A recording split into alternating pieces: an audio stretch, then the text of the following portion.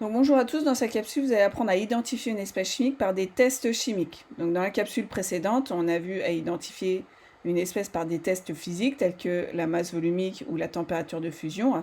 Donc là nous allons voir différents tests que vous avez déjà vus au collège. Donc par exemple si nous voulons voir si une espèce chimique liquide est de l'eau, eh bien on va déposer une petite goutte de liquide sur du sulfate de cuivre anhydre. Et si ce sulfate de cuivre anhydre devient bleu, ça veut dire que le liquide qu'on a déposé est de l'eau.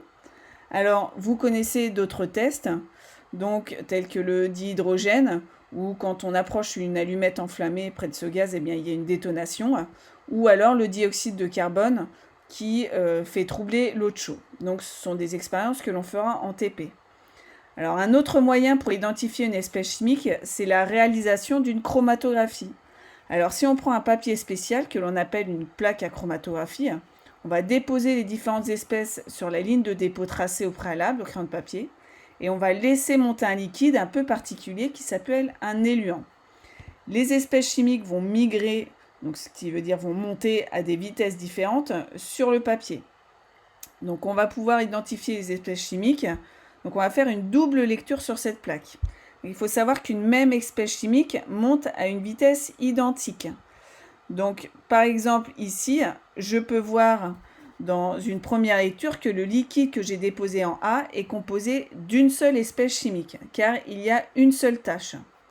Et que le liquide B, il y a deux espèces chimiques, car il y a deux tâches. Et dans une deuxième lecture, une lecture horizontale, eh bien, je peux voir que B est un mélange qui contient A comme une espèce chimique puisque j'ai deux tâches à la même hauteur. Alors nous ferons cette expérience en TP. Alors que devez-vous retenir dans cette capsule? Eh bien vous devez retenir que pour identifier une espèce chimique, on peut donc soit mesurer une grandeur physique comme la masse volumique ou la température de changement d'état, ça qui a été vu dans la capsule précédente, et les comparer aux valeurs de référence.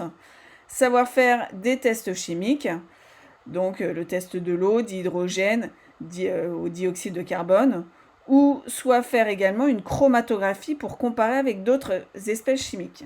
Voilà, je vous dis à bientôt pour une prochaine capsule.